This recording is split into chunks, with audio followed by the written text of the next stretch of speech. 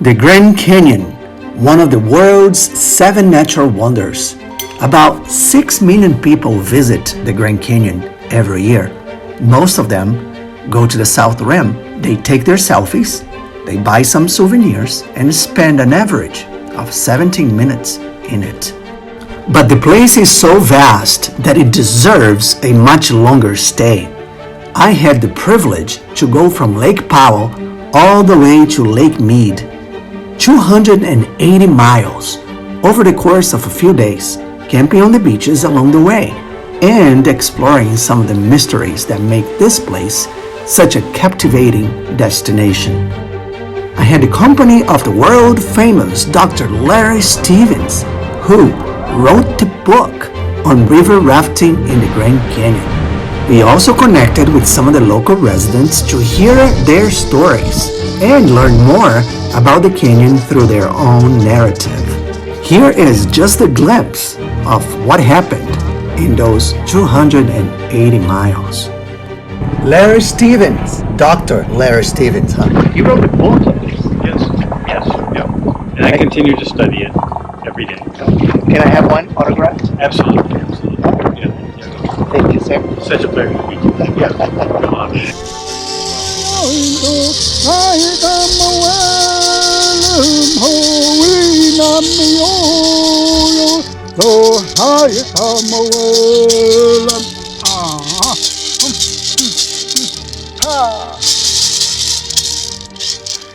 Thank you. Blessing the earth again to renew for the next day, to be strong for all the young ones, to show them, to teach them our heritage. It's just this reminder that we're going to be the small people no matter what, and we're always going to have this type of capitalism that's overshadowing our type of profit and our type of treasures in our backyard. And so that's where we have to learn to protect ourselves in a legal standpoint.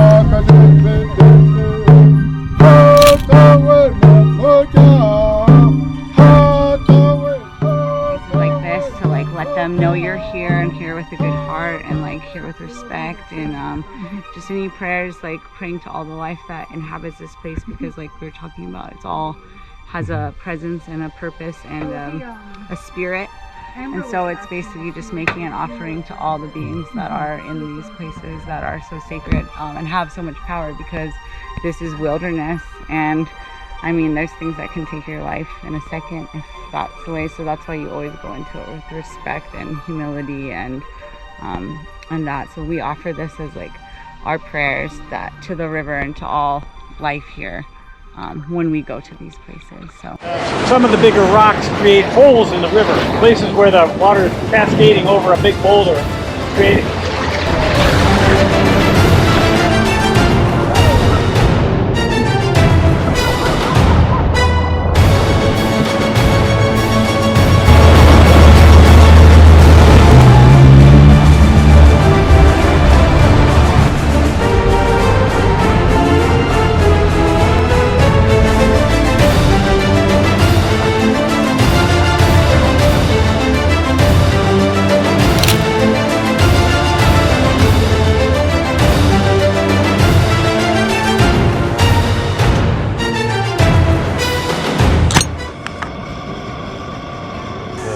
We have enchiladas, spinach enchiladas, and what is this one? Chicken enchiladas. And they're custom made and vacuum sealed. Heat in the bag for 45 minutes, voila. Kind of like a catered dinner. They're artisan made from Flagstaff. You cannot buy these at the grocery store.